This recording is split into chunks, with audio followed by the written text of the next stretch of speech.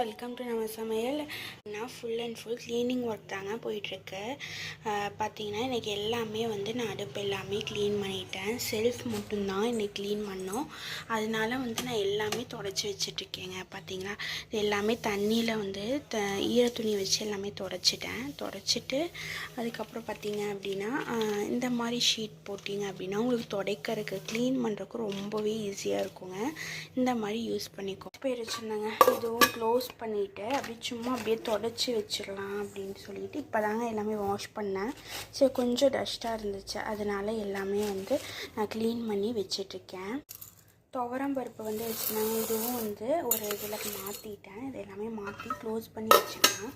Close பண்ணிவிட்டு அப்படியே cleaning work தாங்க. ஃபுல் அண்ட் ஃபுல் பார்த்திங்கன்னா ஃபுல்லாக தொடச்சி அப்படி வச்சுனாலும் இது ஃபுல்லாக தொடச்சிட்டேங்க. பாருங்கள், பளிச்சுன்னு எவ்வளோ க்ளீனாக இருக்குது பார்த்தி. அப்போ தான் பார்க்கவே சூப்பராக இருக்குது. இன்னும் ஒன்று இருக்குங்க, அது ஹஸ்பண்ட் வாங்கிட்டு வந்த பொடிங்க. இது நான் பாலில் கலந்து எப்போவுமே நான் குடிச்சிக்குவேன். இது எப்போவுமே பாலில் கலந்து குடிச்சிக்கலான்னு வச்சுட்டு அந்த செல்ஃப் முடிஞ்சதுங்க. மேலே செல்ஃப் தான் அரேஞ்ச் பண்ணியிருக்கேன். பாருங்கள், இப்படியே வச்சுருக்கேன். அப்படியே தொடச்சி வச்சிட்ருக்கேன். எல்லாமே ஃபஸ்ட்டு செல்ஃப் தாங்க. இது ஃபுல்லாக அரேஞ்ச்மெண்ட் ஃபுல்லாகவே ஃபினிஷ்ட் ஆகிடுச்சு. கிஃப்டாக வந்ததாமாங்க. என் ஹஸ்பண்டுக்கு இது ரொம்ப பிடிச்சது.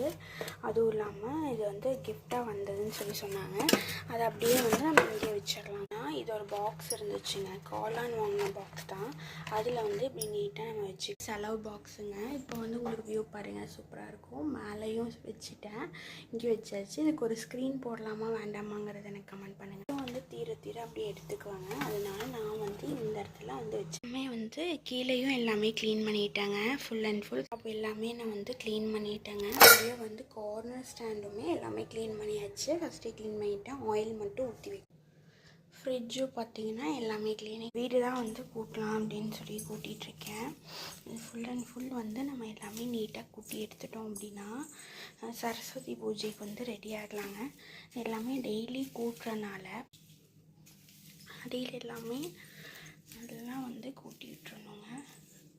நான் 2 டைம்ஸ் கூட்டுவேன். ஏன் அப்படின்னா மண் அப்படியே நிற்கும். சீக்கிரம் சரஸ்வதி பூஜை வந்துருச்சு. இன்னும் 2 வாரம் தாங்க இருக்குது. தீபாவளிக்கும் பார்த்திங்கன்னா 2 வாரம் தான் இருக்குது. அதனால் இப்போவே நம்ம க்ளீன் பண்ணிட்டோம்னா தீபாவளி கொஞ்சம் ஃப்ரீயாக இருந்துக்கலாம்.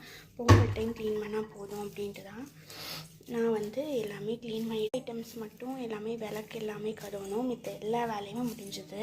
மதியம் சாப்பிட்டு விளக்கெல்லாம் கழுவிக்கலான்னு சொல்லிட்டு இருந்தேங்க. ஃபினிஷிங்க எல்லா ஒர்க்குமே முடிஞ்சது. அதுக்கப்புறம் சாப்பாடு வைக்கலான்னு சொல்லிட்டு தான் அரிசி கழுவிட்டு சாப்பாடு வச்சேன். எங்களோட கிரைண்டர் ரிப்பேர் ஆகிடுச்சுங்க. அதனால் நான் அரிசி பருப்பு எல்லாமே ஒன்றா ஊற போட்டு மில் அரைக்க தான் கொடுக்க போகிறோம்.